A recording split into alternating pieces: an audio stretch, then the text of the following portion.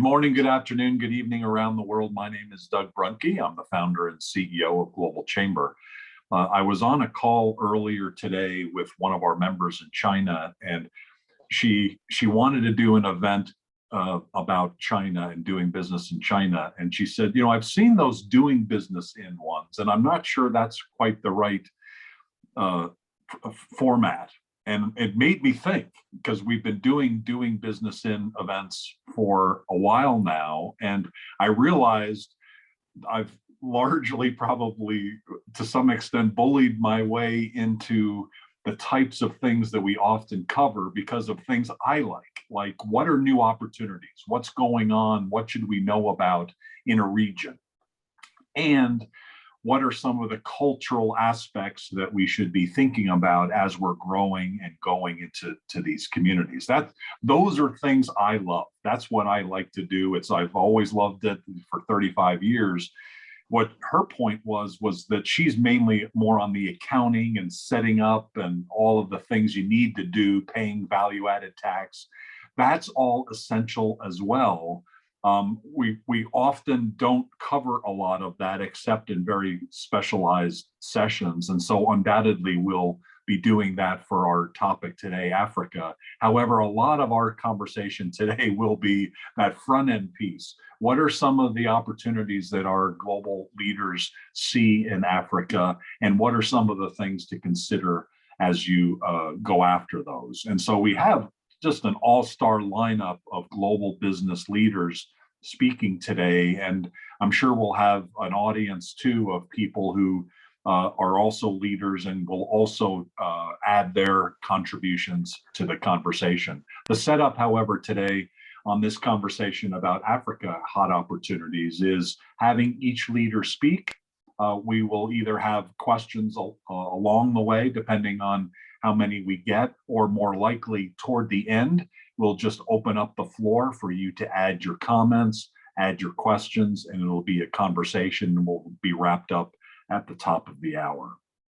I'd like to start this conversation with the famous Ruby Golo. And I call her famous because she's in a lot of our activities, within Global Chamber, but she's also very deeply integrated into the business community and the global business community of Ghana and West Africa. So Ruby Golo has her own company. She's been involved with trade for many years. She's representative of what we love to see within the global tribe. She's professional, she's capable, she's honest and ethical. There's no nonsense dealing with Ruby. She's straightforward. She's flexible, she's resilient. These are all great characteristics of the global tribe, and undoubtedly all of you on this call have those characteristics as well. I don't know anybody that represents all of those as well as Ruby. And so it's great to start, Ruby, today with you on this conversation. You're going to give us your perspectives on probably mostly Ghana-centric, however, undoubtedly also how you see the market, where we should be thinking, and anything else that you'd like to add. So without further ado, Ruby Golo, Executive Director of Global Chamber Accra, covering Ghana and Africa. Ruby, please take it away. Thanks for the kind introduction, Doug. I'm honored to present on Ghana, and thanks for the opportunity. As many of you may know, Ghana is located in West Africa, and it's pretty much at the center of the world. Politically stable, the second largest West African market to trade and invest in. We currently are facing economic difficulties as prices of commodities and imported goods, fuel prices keeps going up day by day, just as many other emerging markets. And for today, I think the slot is 5 minutes for me to present, and so I'll keep it very short, but then highlight 3 sectors that I present huge business opportunities for people to explore. The first is agriculture sector, which has a lot to offer across the value chain, from farming tools, machinery. I see Antoinette in the house. harvesting, processing, packaging, to increasing local outputs and exports to other markets. We are looking to increase agricultural output to feed into the production of processed foods, such as cassava flour, sugar, rice, cocoa into chocolate, and food drinks are just a few areas that could be considered by people. The second for me is the education sector. Thanks to COVID, we are seeing huge demands for online and virtual learning options for students across various levels of education. There's also a demand for corporate training for those working in this space.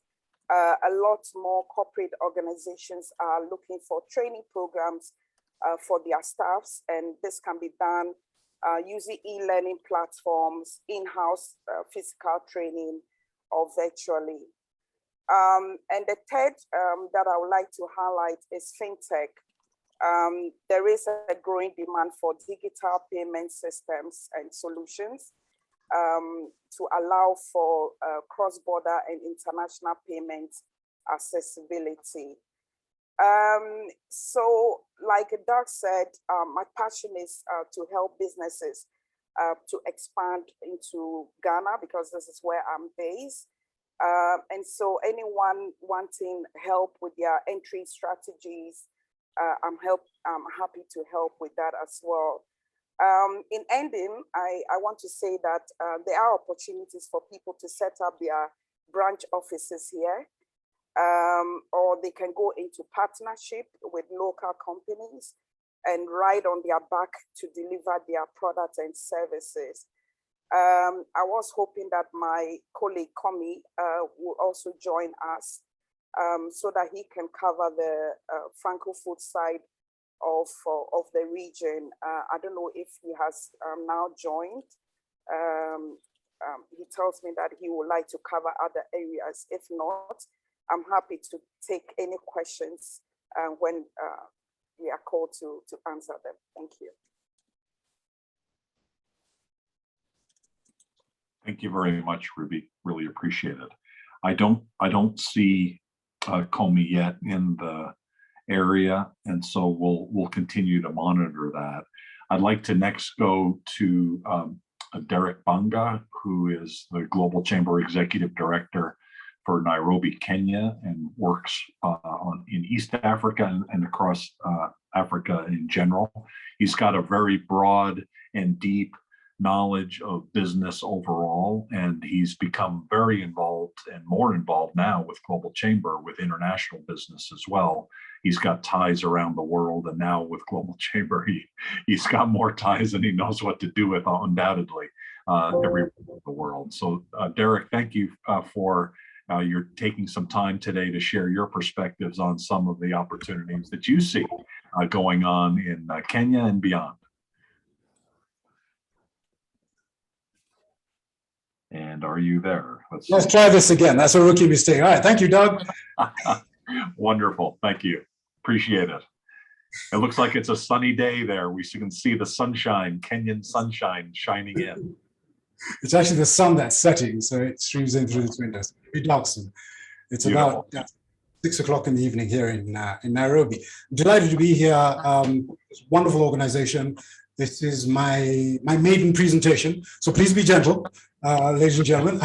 I have a brief presentation, Doug, if I may, and perhaps the only thing I would say is if I overshoot my 5 minutes, kindly do let me know. I have a tendency to be a little verbose and not to manage my time well. So let's go. Let's see if I can get this working.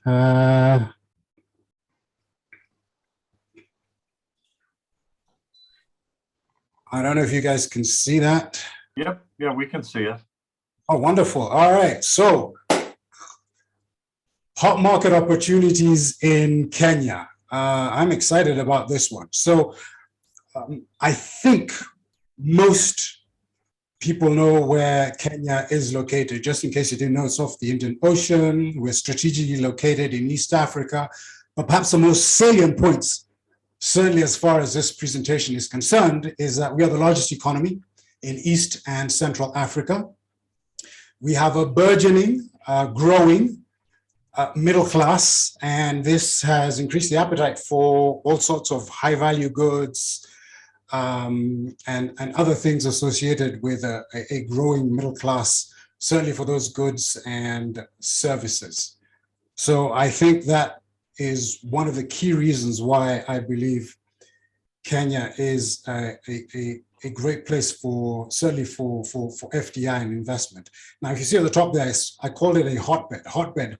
This is a play on the term that CNN used after a few years ago, when regrettably and unfortunately, we were at the receiving end of some terrorist activity, and the CNN reporter referred to Kenya as a hotbed of terrorism. And so we have taken that moniker and said, rather than being a hotbed for terrorism, we're a hotbed for, certainly for international trade and investment opportunities. I just want to quickly mention some of the trade agreements and tax treaties that we have that make Kenya such an attractive market for investment. I have listed them there. I won't name all of them. You can certainly read them. Perhaps the ones that I will point out that have certainly benefited Kenya recently are the AGOA, African Growth and Opportunity Act, and the US-Kenya Free Trade Agreement, which I believe was signed sometime last year. But we have a variety of trade agreements with a number of countries around the world, including multilateral agreements with individual countries. And that makes us, I think, a very attractive place, both for people who want to invest in Kenya, bring in their goods, and for those of us in Kenya who would like to export our goods. So let me share some numbers with you. We are ranked 56th in ease of doing business. That was as of last year, 2020, 56th in the world. We have over 226 international companies, not just operating in Kenya. When I say 226 international brands, these brands have their headquarters, or their regional headquarters, I should say, in Kenya. And so they have a major presence. We certainly have a lot more international companies, but these ones, and as you can see, I've mentioned some of them, Google, GE, Coca-Cola, all have their regional offices in Nairobi. Our FDI was 1.3 billion as of 2029. That's dollars. And we are projected, certainly this year, on the back of COVID, to grow at 4.9%. We were at 5% pre-pandemic, so 4.9% now, which isn't too bad. A couple of quotes I want to share with you. Keith Hansen, World Bank Country Director, Kenya, says that thanks to diversified sources of growth and sound economic policies and management, Kenya's economy has shown incredible resilience. Richard Quest, the eponymous CNN business reporter. Kenya is the new business destination in Africa, and he talks about our business acumen and readiness for investment. So just two people who are certainly bullish on investment in Kenya. I'm just going to quickly go through 6 key areas I think that people should be looking out for. The first, of course, is our agriculture. Agribusiness is huge. 70% of our exports are from agriculture, whether it's tea or coffee or flowers, horticulture, and it employs the majority of the rural workforce. Investment in investment in agribusiness or agriculture is 20% of total FDI, and there are plenty of opportunities to invest along that value chain. So if you're looking at agriculture, whether it is our crops, then this is certainly something that you should be keeping your eye out for.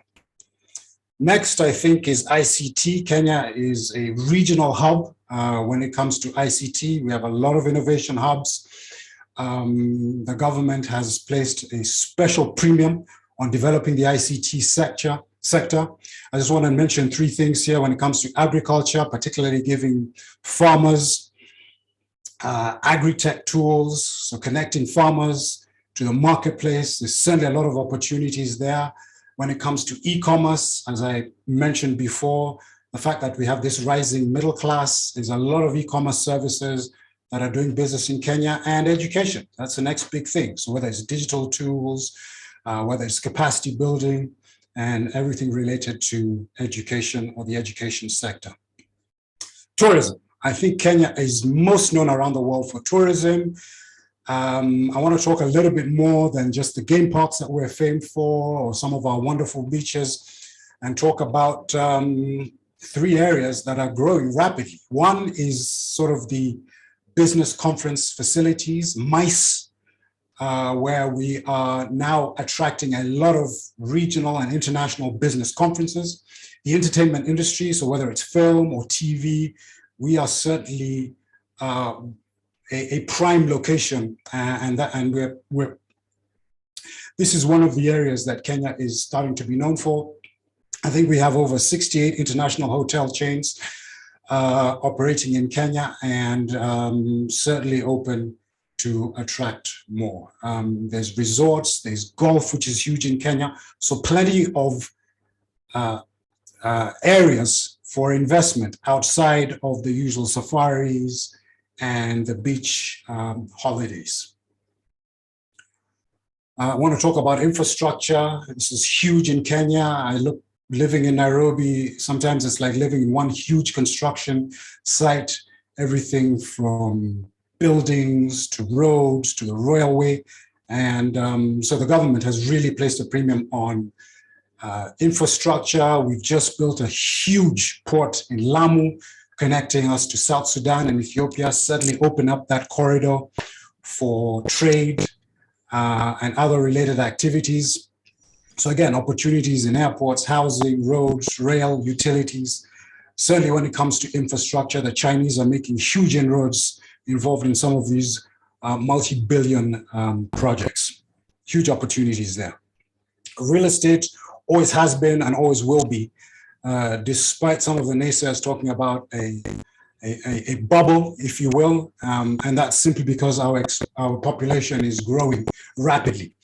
And so a lot of towns and residential areas have led to the increase of real estate, and it's certainly one of the most profitable ventures, certainly in terms of investment, if you wish, in Kenya. And then finally, financial services, whether it's fintech, we have a huge financial sector, 3rd largest in sub-Saharan Africa. We just recently signed a partnership with the City of London and opened the Nairobi International Financial Center. And so companies that want to go public on both the London Stock Exchange and Nairobi Stock Exchange, the opportunities are there. Sustainable finance is becoming big business. We just recorded our first green bond. And when it comes to the SME sector, small and medium enterprises, they certainly need access to equity financing. So plenty of opportunities for people who want to invest in the financial sector. So welcome to Kenya. We're open for business, and I am happy to take any questions towards the end of this presentation. Thank you for your time and attention. Fantastic. Dancing in the streets in Nairobi. There we go. Yeah, there we go. Yeah, dancing in the streets. Let me see if I can stop this. It's a hotbed of dancing as well, apparently. So thank you, Derek. Really excellent. I think how probably we'll try to go, if it's okay with you, Comey, we'll cover Ethiopia next, and I'll do the introduction here in a moment, and then we'll come back to you, Comey, if you're available, and then we'll go to Nigeria, and I see both Asahi and Nihi in the call. I don't see Debbie, and so if she comes in, that'll be great. I see Abdirashid from Somalia, so thank you for joining, and I would love to hear from you as well from that region. And then I see Dishan in South Africa. Thank you for joining. And Anthony, I would love to hear from you as well. So at least some of those kind of as a lineup, definitely would love to hear from each of you and your perspectives if you have a moment. In the meantime, I would like to introduce Agar Mulat, who is working with our executive director, Salam. Salam Ayalu. She is together working to build the chapter in Addis Ababa in Ethiopia. Ethiopia, as we know, has had some has political issues and some challenges right now. However, there's a fundamental strengths in technology, in agriculture, and in other parts of the business world. And so we're going to really enjoy, Agar, hearing from you today and your perspectives and your team's perspectives on what we should be thinking about relative to Ethiopia and anything else you'd like to share. Agar, are you available to speak?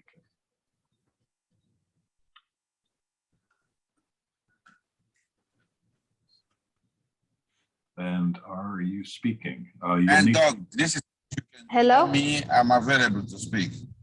Hello? Omi, we'll get to you after Agar speaks. That's great.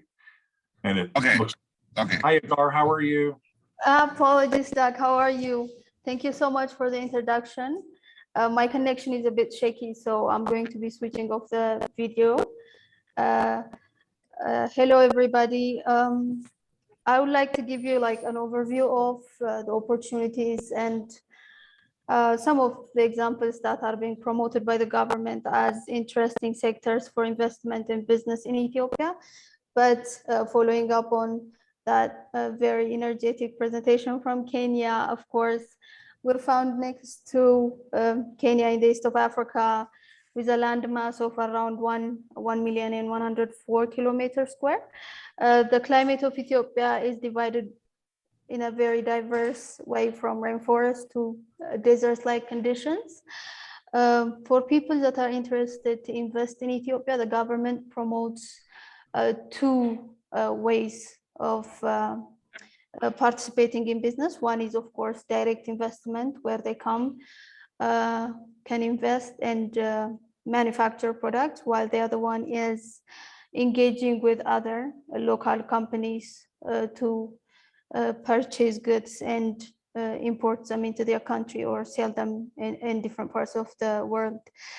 Accordingly, there are about 5 major areas that the government is again paying attention to as potential areas for investment. One, similar to most of my colleagues from other African countries, agriculture and processing gets the priority. As most of you might know, coffee Arabica is or originates from Ethiopia and gets a big portion of our exports, and some other crops like oil seeds such as sesame, spices, and horticultural products are also other interesting areas for agriculture. And wild honey is recently gaining momentum as internationally exported product. The other sector is textile and tannery. Because of the huge livestock population in the country, leather products have been appreciated so far. So there's also that opportunity to take part in. Companies like Walmart, Clerks, and such have partnered with a number of Ethiopian factories to actually produce their products and export to the international market.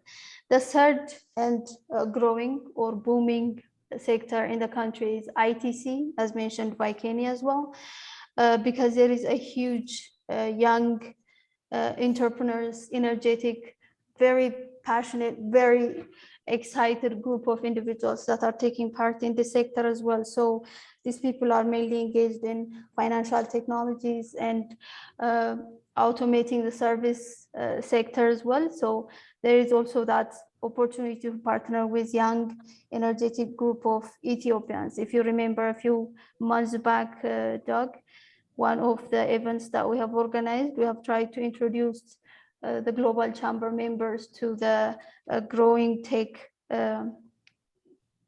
platform in the country by introducing entrepreneurs.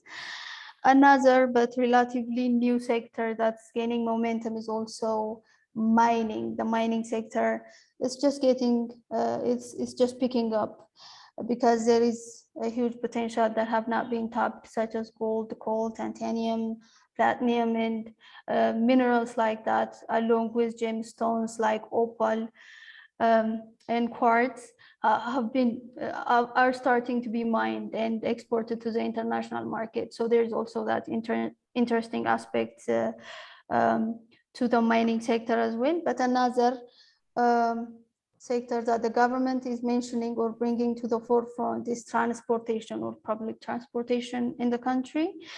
There hasn't been much activity in that sector, but they have been promoting it. So it could be another sector where interest could arise as well.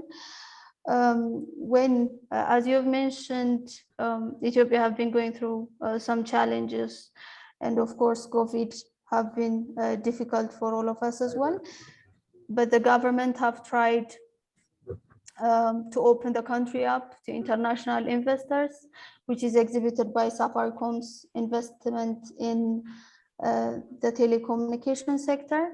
And also the financial sector is also opening up to international banks, which have not happened for a very long time. Previously, it was a very closed sector. Favorable opportunities that will, I think, motivate others to invest in the country are, the clean energy engagement, such as hydropower and solar. Majority of the population is young, so there is a huge working group of individuals. Ethiopian Airlines, of course, the regional giant, is based in Ethiopia and provides a huge coverage of service. There are industrial parks that are established by the government in different regions and zones in the country that could allow investors to actually plug and play in in whichever sector they're interested in. And there is also a huge tax exemption activity to encourage engagement of foreign investors, especially in areas of mechanizing agriculture and mechanized agriculture and mechanizing the sector by itself. So these are some of the major things as highlights from the country. But if Salam, my colleague, have anything to add, can add it, and can further explore it through the questions and answers. And I'm willing to take some questions. Thank you. Thank you very much, Agar. Thank you very much. Salam, did you have anything to add? No, thank you, Doug. Agar have covered everything. I will just answer if there are any questions that will come up in the discussion. Thank you.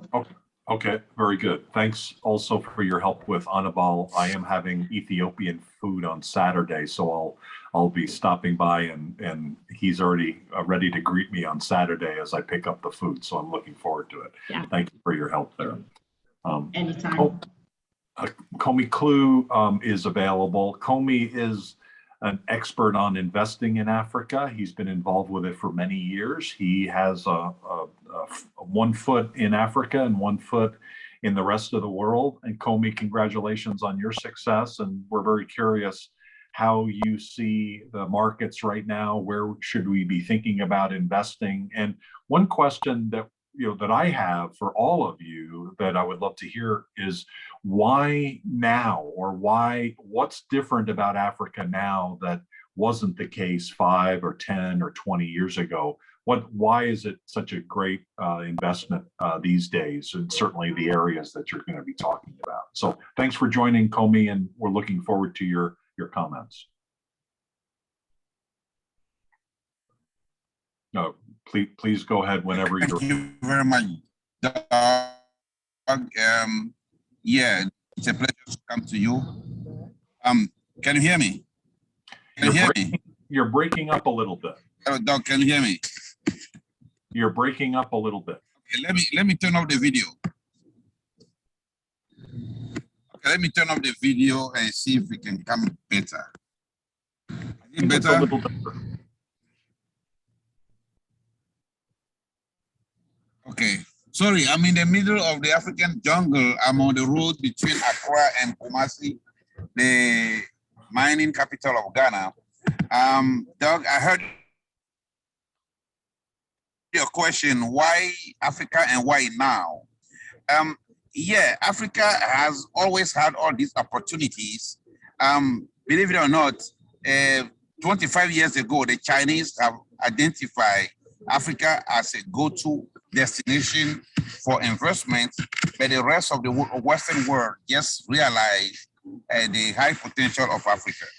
And that being said, I'm coming to you from Ghana, where my office is, but my office is the entire West African region, which is usually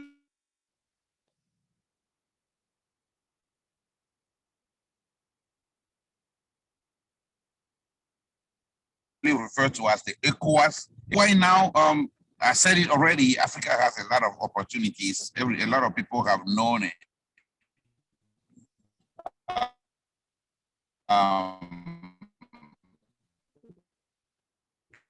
Before the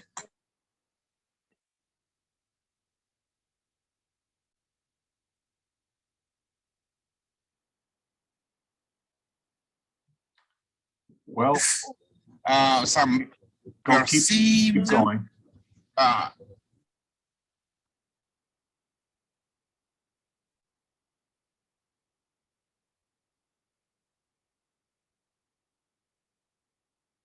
Uh-oh.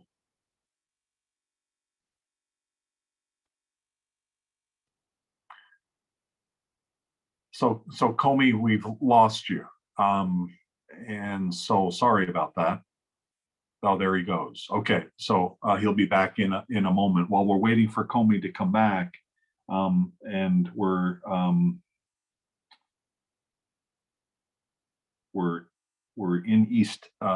in West Africa, somewhere in West Africa outside of Accra, apparently. I'm wondering if either Asahi or Nihi, are you available to chat, either of you, to give some comments about?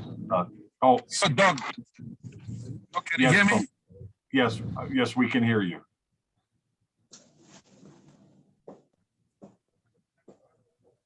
Are you there? Oh, can you hear me?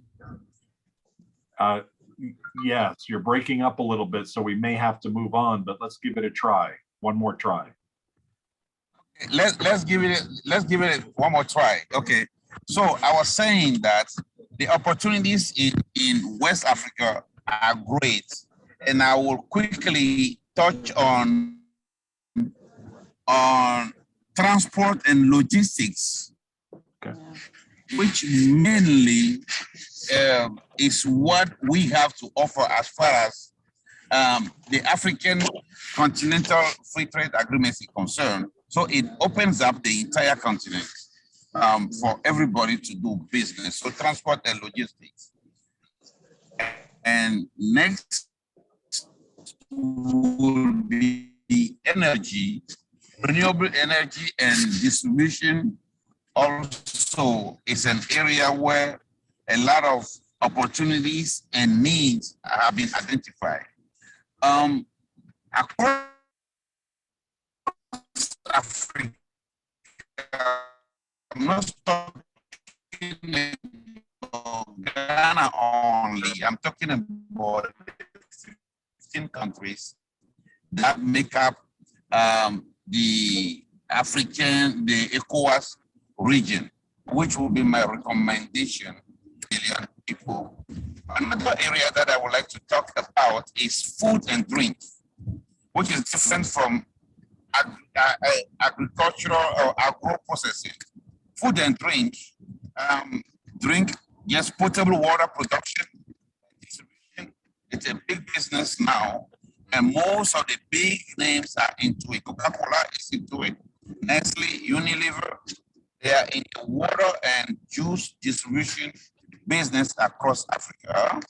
And food, as far as processing is concerned, I will advise anybody interested to invest in grain or flour production, because flour is our staple foods. We have some challenges with importing wheat from Asia for the obvious reason of the war, and more people are switching from wheat into a local staple called cassava flour.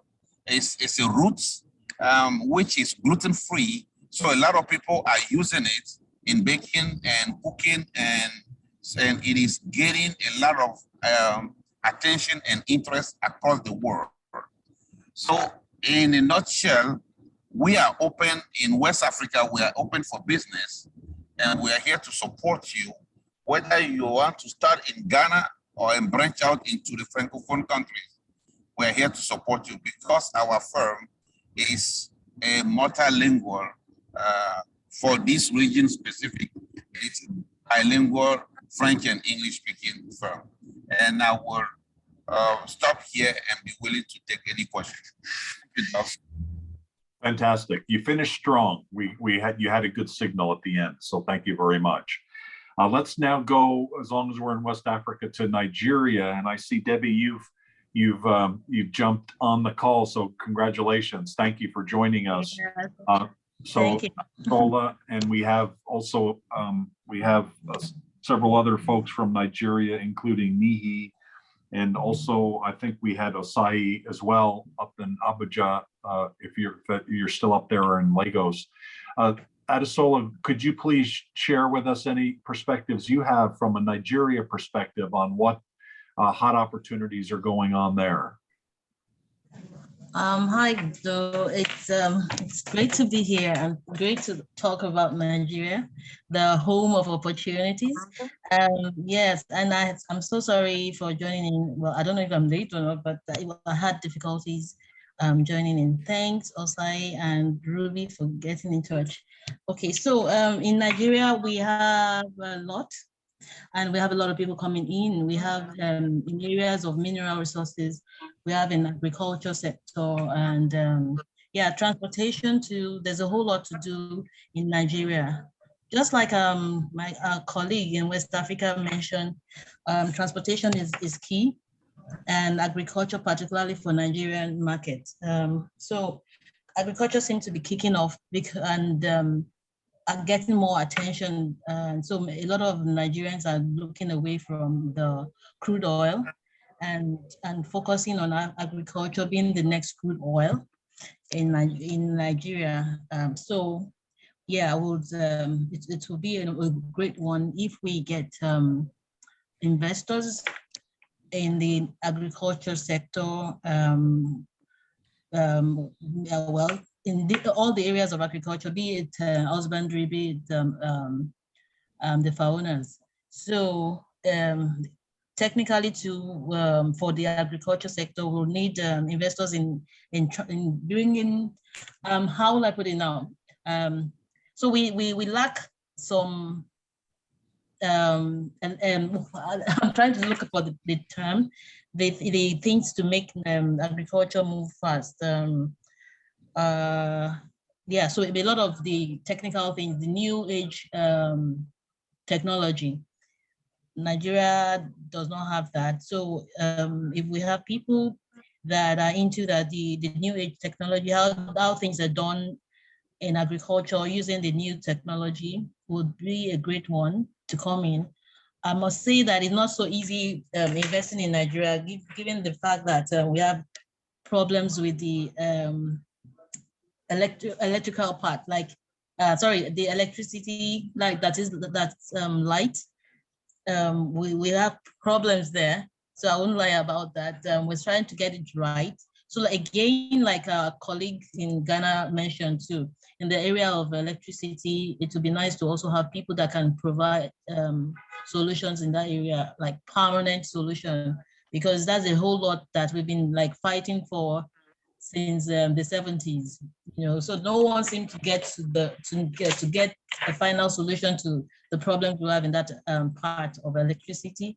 So if we get people that can come invest and show us ways of like perfecting our electricity, that would be great. You know, a lot of people are on generator, and I tell you, no investor will want to be buying fuel or diesel, you know, using generator to run their business, you know. So it's a big market in that area to come and show us how to do things like in that aspect to perfect our electricity, our power supply.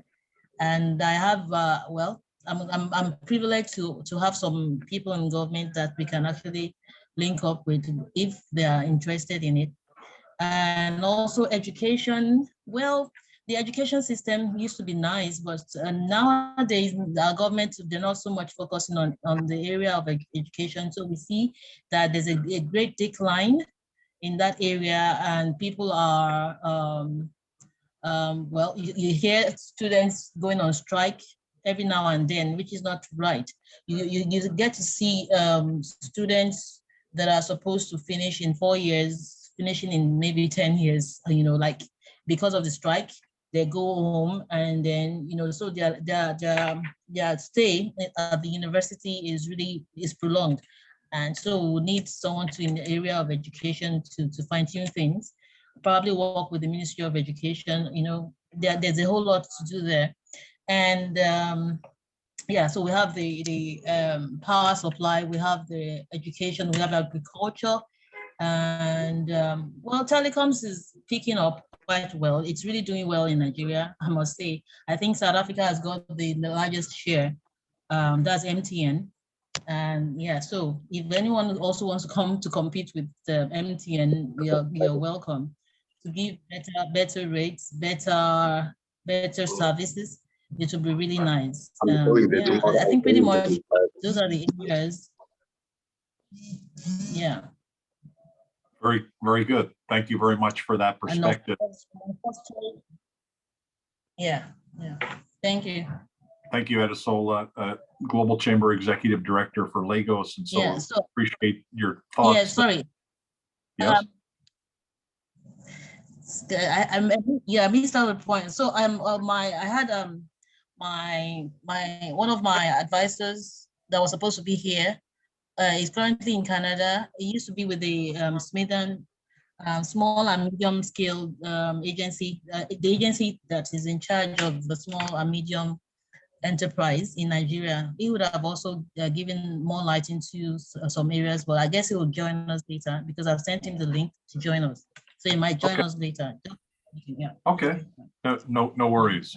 In the meantime, we have both Nihi and Asahi available. Would either of you gentlemen like to just add anything regarding Nigeria?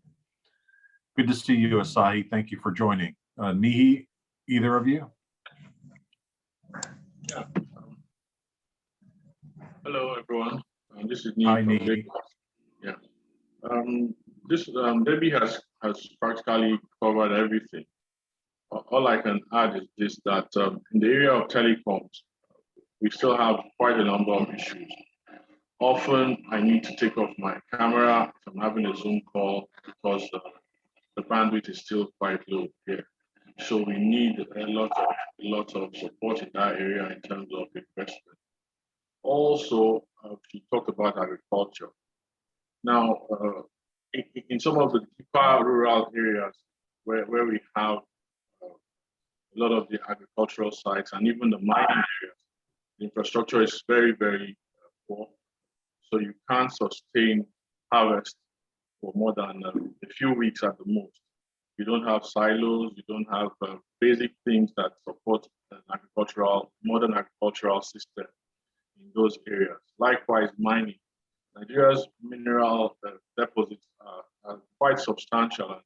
And if we get it right here, the mining sector might just overwhelm the oil industry at the right time. But the point is that at this point, the supporting infrastructure, railways, seaports are still quite under par. And so there's the opportunity for that, not just in the mining sector itself, but also the supporting infrastructure, equipping it and so forth. She mentioned the issue of energy. We're having a very serious energy crisis at the moment. And so renewable power is very, very important. It's a very, very good area for any investor to take advantage of. We have substantial sunlight, wind power across many states in Nigeria. I think the opportunities are many. So Thank you. Thank you, Nihi. Nihi is a go-to attorney and with legal connections all over Africa. So please use Nihi Sanusi as a resource. Throne Legal. Asahi, you're very involved in the tech industry. Are you in a position where you can say a few words? Yes, absolutely. Hello, Doug. Hello, Cesar. Hello, everyone. Such a pleasure to be. I think Happy New Year. Actually, I don't think we've spoken this year. Probably not. Yeah, super excited to share information about just to give an update on what's going on in the startup space in Africa. Okay, I can just talk about it, but I had some charts that I wanted to show to help illustrate. So yeah, my focus is venture capital, and I support the executive directors here in Nigeria as well as advise Africa.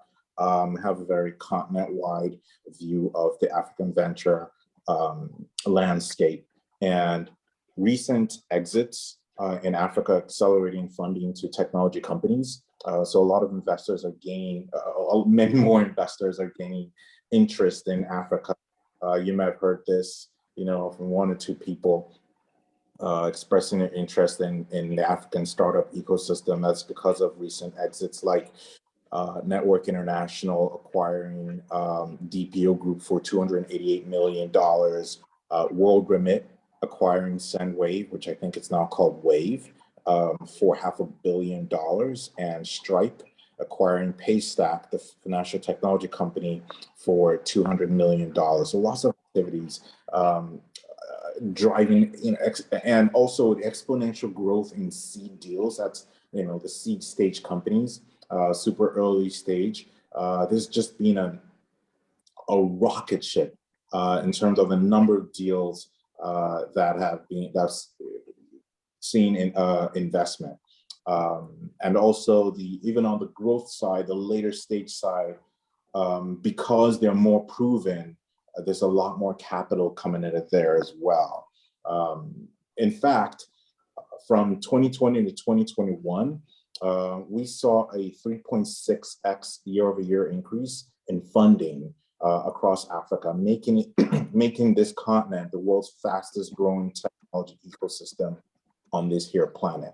So everyone is super excited, because if you go back in time, a few years ago in 2015, when I really started looking at the ecosystem, total amount of dollars invested in technology companies Africa was $277 million. Last year, it was almost 5 billion more, $5.2 billion. So tremendous growth that we're seeing across the continent. And this, like I mentioned with the later stage companies, this growth is being driven by what's called mega deals. So those $100 million deals, and especially going into fintech, 62% of the funding, all $3.2 billion went into fintech. So if you heard about Africa, you probably heard about fintech. It's been seen as the fintech company. And in terms of the number of deals, fintech also saw 32% of the deals of the funding. So finally, Africa is, not a small piece of land. There are 55 odd countries here. We're still there, historically there was a big three: Nigeria, Kenya, South Africa.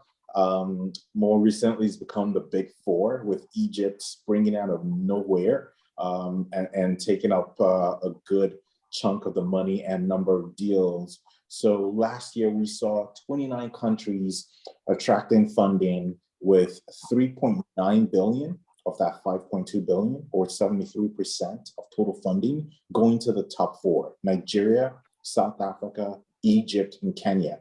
Egypt has now surpassed Kenya to be the third most funded country on the continent. And if we close up with, and of course, Nigeria leads with the largest market, attracts the most funding, also with the most number of deals done. Nigeria leads the top 4 countries with 1.8 billion, or 34% of total funding across 185 deals. The growth has been ridiculous, and many of us in this space are super optimistic and expecting this growth to continue in the near to medium term. Given the trajectory of growth over the past 7 years, we're anticipating maybe 10 billion coming into the continent this year. Super exciting time to be part of this startup ecosystem. So if you're interested, know anyone who might be interested in learning more, please reach out to Doug, Cesar, and myself, and we'll be happy to help out. Thank you, Asahi. Got one more country we want to cover, and then I'll come back to all the speakers. We may not have a lot of time for questions, and so I suggest putting your questions in the chat area and we'll answer them offline. I would like to, however, go south and go to South Africa. And Dishan, I'm wondering if you're available. I see a couple other folks in South Africa as well. We may have time just for a quick comment from you. Dishan brings up another market segment, services, which we haven't really talked about. Dishan, you're in Johannesburg. Would you have any additional comments to add? Hi, Doug. I'm actually on the other end of the world in Canada, Toronto, as we speak. Oh, my goodness. Wow. Congratulations. It's good to actually dial into a global chamber call during office hours and not outside of office hours. Welcome to our side of the world. Fantastic. Dishan runs a consulting company, really advanced consulting out of Johannesburg, and so visiting Canada. So welcome. Anything we'd like to add? We only have a couple minutes. Yes, I share the sentiments from, the African colleagues that have spoken. Having done business in most of those parts of Africa, I think the challenges are very similar. However, cultural nuances obviously just sort of differentiate them, right? From an opportunities point of view, in Johannesburg or South Africa, there's a large drive for the agri sector, as I think in Africa as a whole, as well as alternate energy, because we've definitely got a power crisis down in South Africa. Where up to 25 to 30% of a workday is actually being lost because of inadequate power resources and reserves. So, those are large drives. And then again, the startup sector or the startup scene with regards to technology and software platforms, which we are quite, which we are involved in, that's a massive drive, because I think, if anything, the world is now sort of leveled. And why I say that is because technology is breaking down barriers to entry, right? And I share Osai's sentiments where he says that, and I totally get it, that investment has gone 20-fold in tech startups in Africa. That's the reason being is because accessibility, right? And the applicability of software and solutions on a global scale now, and not only within the bounds of Africa. So those is definitely some of the sentiments that I do share. I'd love to connect with many of the speakers that have spoken today, and some of the participants because I do feel that with our type of solutions being digital and scalable, as you've mentioned, Doug, we are definitely able to support the SME and startup scene within the various regions within Africa and on a global scale, as we already operate on that. Fantastic. Thank you, Dishan. And I also saw someone we potentially be working with, Sandil down in Durban. Sandil, would you just like to introduce yourself? We only have about a minute just to introduce yourself, and anything else you'd like to share, but keep it short. And if not, that's fine as well. I know you and I are going back and forth by email, and I look forward to learning more. Let's go back to our main speakers, because we've only got about 5 minutes left. And I would like to just quickly summarize and then turn it back over to both to Derek and to Ruby and to get their final comments. What I heard was about 10 segments, just kind of in aggregate. And there were a couple things that really stood out for me. Number one being in the ag, food and beverage area, opportunities like the cassava flour, which I've heard of, but I never really heard it like I heard it today, in terms of a potential replacement for some wheat for applications that are non-gluten. And that's a really interesting one. I'd like to learn more about that. But overall, just generally agriculture and upgrading the ability to create the food and beverage locally rather than shipping raw materials out is something that's going to be a significant advantage and opportunity going forward. Infrastructure we heard about today, and that includes logistics and supply chain and electricity, I think would be part of that. Maybe that's separate, but at least I think of it in terms of that. I did hear in a Global Chamber event a week or two ago that India actually invests in African opportunities in manufacturing more than China. That China's investment is more around the infrastructure and putting trains in and ports, but India actually has more investment. I'm not sure if that's correct, but that's what I heard, and I'd love to verify that either through you guys or additional separate qualification.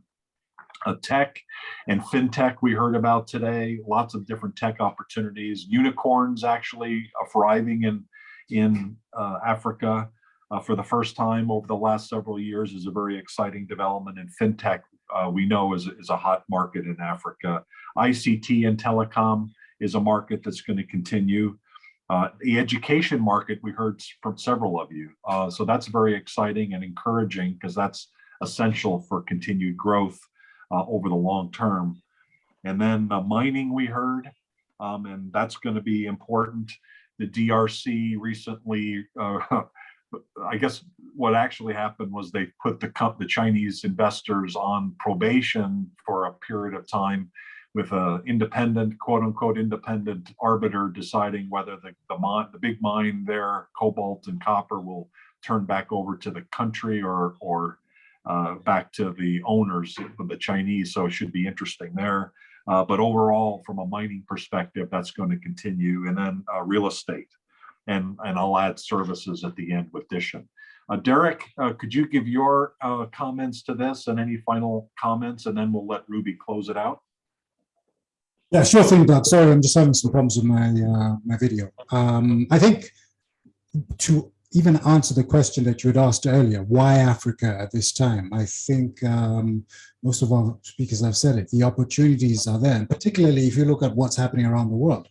I mean, if you had invested in, Russia, for example, as an emerging market, there are things that are happening around the world which makes Africa an attractive investment strategically. Regional financial hubs, communication, transport, market access, growing sort of middle class, political, macroeconomic stability, social, physical. So everything is sort of aligning. I think that's what we're saying. And for the savvy investors out there, I think looking towards Africa, whether you're looking south or north or east, west, I think your ROIs are going to be really good. Fantastic, great comments. Thank you for summarizing.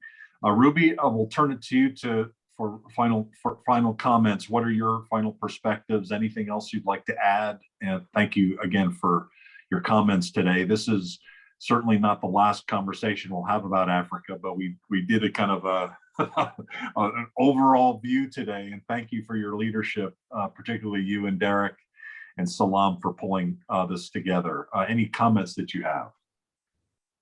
Okay, in ending, I just want to say that we shouldn't leave Africa out of our plans. We are open to do business, and we're happy to help as much as we can. My colleagues have covered it all. We are ready to help anyone that wants to explore our individual markets. We are here to support as much as we can. Thank you, Doug. We went an entire hour, and I don't think anybody mentioned AFCFTA. So I think Komi did actually. Did he? Okay. So Yeah. so I must have missed that piece of it. But isn't that a significant development? I look at that and I've watched that over the years and think about the US and how between Canada and Mexico, a mega region has formed and various strategic decisions have been made about where products and production would be made. I've got to believe over the next decades, the same thing will happen in Africa. What any perspectives you'd like to add there with AFCFTA? Doug, is that for me? Sure. Okay. Yeah, please go ahead. That's going to change. AFCFTA is like the newest thing and the unsung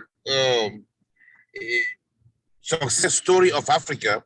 And I was in a working session with them 2 weeks ago, and the opportunities are endless. For anybody interested, I will tell them to focus more on manufacturing, transport, and logistics. We have a lot of transport and logistic challenges as far as moving the goods across African countries. So transport and logistics, number one, and cross-border payments, number two.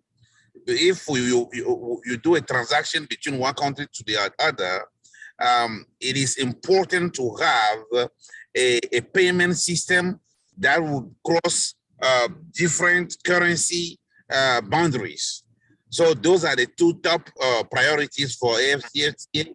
And I mean, once you invest in it, you automatically have access to more than 1 billion people across the continent. So this is huge. And they are really on it.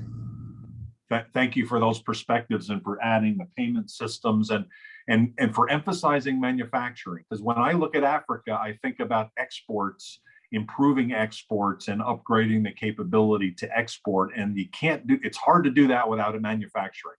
And that hasn't been a key part of the equation, and it needs to be, whether it's in food to begin with, but ultimately manufacturing, high-tech products at some point on a much more grand scale. Why not? It should be done there. And so, Ruby, any final comments then? I know I came to you, but just in case there was anything else that you wanted to say, I jumped off to Comey there for a moment. Oh, that's okay.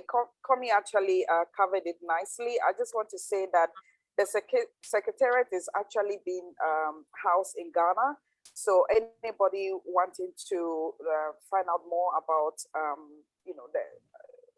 the African Continental Free Trade Area, we do have links within the Secretariat. We'll be happy to do introductions or hold their hands through the process. So that's all I want to add. Very good. Thank you all. Thank you, Ruby. Thank you, Derek. Thank all of you for participating today. Much more to come. One thing that is coming just very short term is an event tomorrow we're doing on wine. I'm going to guess, are there any wine drinkers or any of you that are investing in wine from Africa? Can anyone mention about anything?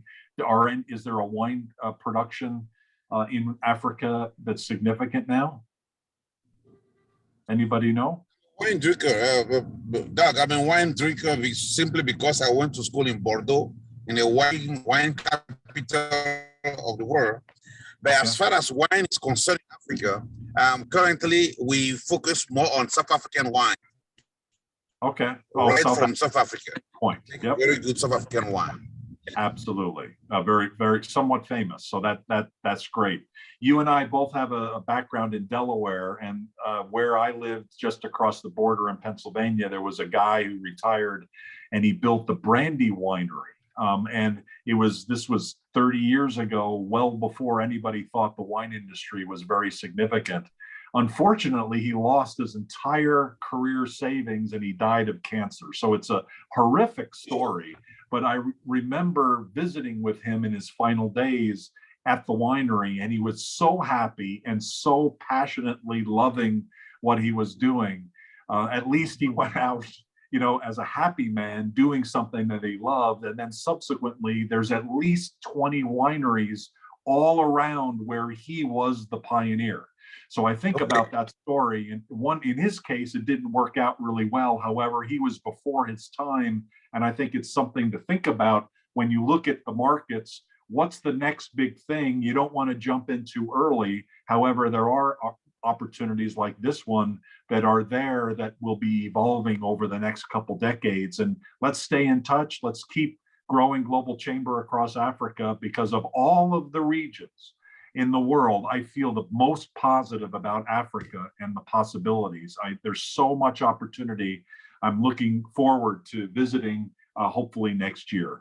Thanks everybody for your time. We've talked today about opportunities in Africa. We could talk for hours and days, but at least this was a great start. Watch for additional opportunities to connect up with these leaders you've met today from all across Africa. Thank you for joining us today, and have a great rest of your day. Thank you, everybody. Thank you, guys. Thank you. Thanks, Doug. Thanks, everybody. Safe driving, Comey. Be careful.